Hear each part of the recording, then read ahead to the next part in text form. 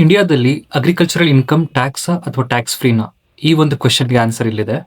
ಇಂಡಿಯಾದಲ್ಲಿ section 10 subsection 1 of income tax ಪ್ರಕಾರ any agricultural income tax free ಇಂದ exemptions ಆಗಿರುತ್ತೆ.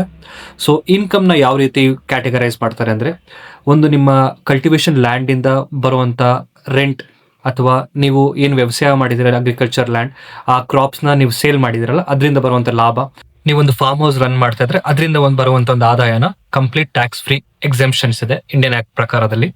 ಇನ್ ಕೇಸ್ ಆಫ್ ನಿಮಗೆ ನಾನ್ ಟ್ಯಾಕ್ಸಬಲ್ ಇನ್ಕಮ್ ಏನಾದರೂ ಇದ್ರೆ, ಲೆಟ್ಸ್ ಸೇ ಈಗ ಅಗ್ರಿಕಲ್ಚರ್ ಇಂದ 6 ಲಕ್ಷ ಇನ್ಕಮ್ ಅರ್ನ್ ಮಾಡಿದ್ದೀರಾ ಅಂಡ್ ನಾನ್ ಟ್ಯಾಕ್ಸಬಲ್ ಇನ್ಕಮ್, ನೀವು ಸ್ಯಾಲ್ರಿಡ್ ಆಗಿರ್ಬೋದು ಅಥವಾ ಬೇರೆ ಒಂದು ಬಿಸ್ನೆಸ್ ಇಂದ 6 ಲಕ್ಷ ರೂಪಾಯಿ ಇನ್ಕಮ್ ಮಾಡಿದ್ರೆ, ಈ ಒಂದು ಟ್ಯಾಕ್ಸಬಲ್ ಅಗ್ರಿಕಲ್ಚರ್ ಇನ್ಕಮ್ ಇಂದ ಬಂದಿದ್ದ 6 ಲಕ್ಷನ ನಿಮ್ಮ ಒಂದು ನಾರ್ಮಲ್ ಸ್ಲ್ಯಾಬ್ ಅಲ್ಲಿ ಆಡ್ ಮಾಡ್ತಾರೆ ಫಾರ್ ದ ಟ್ಯಾಕ್ಸ್ ರೇಟ್ಗೋಸ್ಕರ. ಇದನ್ನ ನಾವು ಪಾರ್ಷಿಯಲ್ ಇಂಟಿಗ್ರೇಷನ್ ರೂಲ್ ಅಂತ ಕರಿತೀವಿ. ಆದ್ರೆ ಅಗ್ರಿಕಲ್ಚರ್ ಇಂದ ಬರುವಂತ ಇನ್ಕಮ್ ಕಂಪ್ಲೀಟ್ ಆಗಿ ಟ್ಯಾಕ್ಸ್ ಫ್ರೀ ಇದೆ.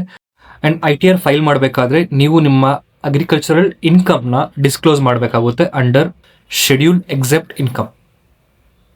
ಸೊ ಯೂಶಲಿ ಏನು ಮಾಡ್ತಾರೆ, ಅಗ್ರಿಕಲ್ಚರ್ ಲ್ಯಾಂಡ್ ಇರೋರು ಇನ್ಕಮ್ನ ಜಾಸ್ತಿ ತೋರಿಸ್ತಾರೆ ಫಾರ್ ದ ಬೆನಿಫಿಟ್ಸ್.